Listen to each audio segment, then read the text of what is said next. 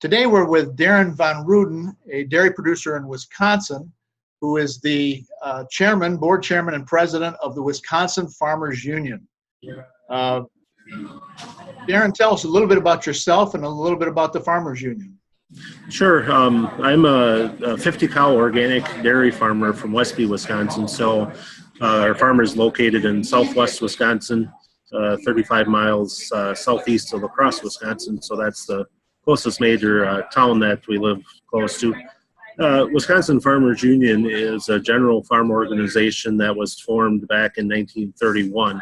I've currently serving as the president and have been in that role since 2010.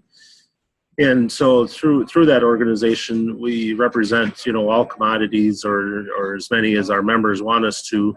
And over the last couple of years now, we've been hearing quite heavily from our dairy farmers that we need to do something about the dairy situation. Thank you, Darin. And I think many dairy producers would agree with you.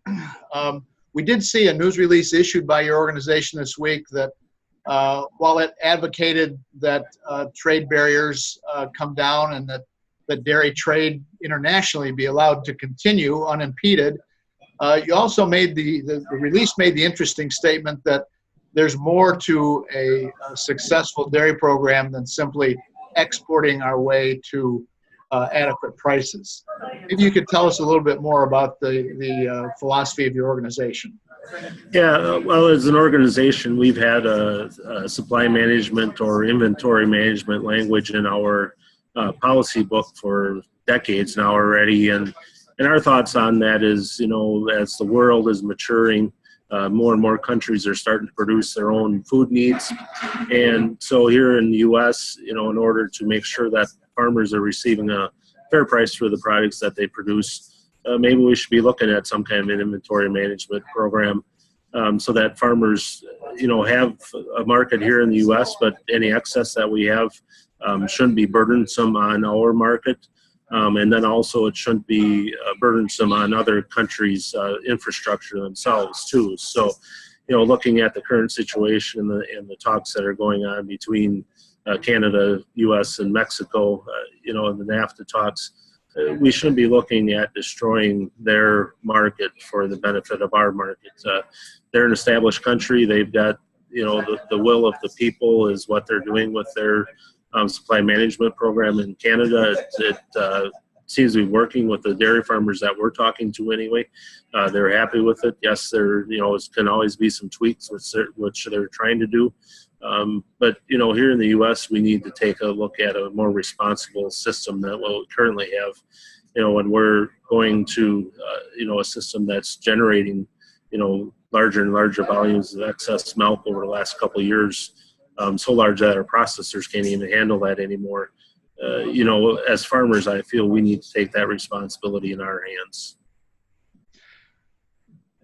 Earlier in the wintertime, and then even this week, you spent some time with a colleague from Canada, a dairy producer from Canada, who's talked about the Canadian system. Tell us a little bit about your impressions and what you've learned and how your audiences have reacted to that information.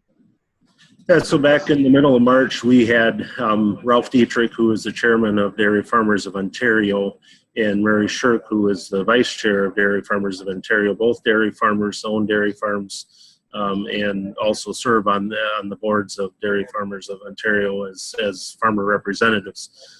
We had them come to Wisconsin to give us some background in what's going on with their dairy system in Canada. And through those meetings, we had just about 350 people in Wisconsin that showed up to the 5 different meetings that we had. And I shouldn't say just about, every single meeting that we had, the question was asked, did you learn anything today about the supply management program in Canada?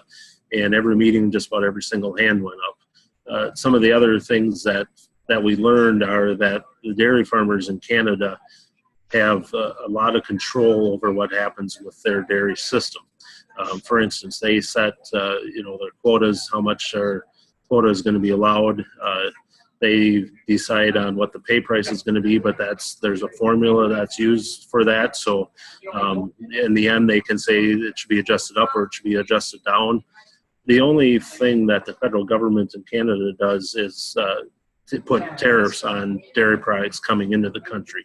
So, one of the myths that we've been told here in the U.S. is that the government tells the Canadian dairy farmers what they can and can't do all the time. And what we learned is that's not true. The dairy farmers have control over what they do on their dairy farms on a daily basis. And the federal government is really only there to watch out what comes across their borders. I have to ask, particularly since you're traveling with Canadians this week, what's the reaction been to some of the headlines and some of the tweets that we've seen from the president and the administration? Yeah, Ralph has been, pretty candid with us here that, when you look at the numbers, even if every single Canadian dairy farmer quit milking cows tomorrow, there wouldn't be enough Canadian consumers to consume our excess here in the United States.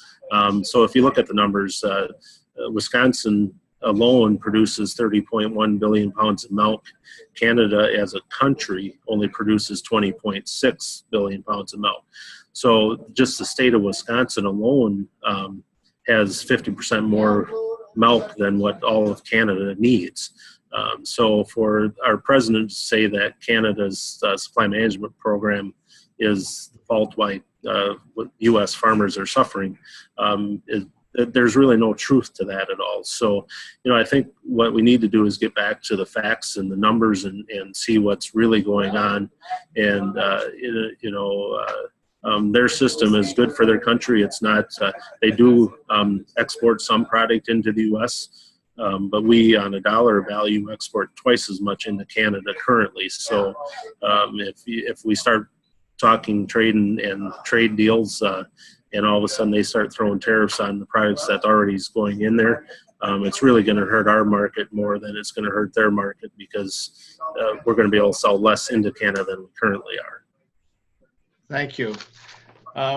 Darin, thank you very much for these comments.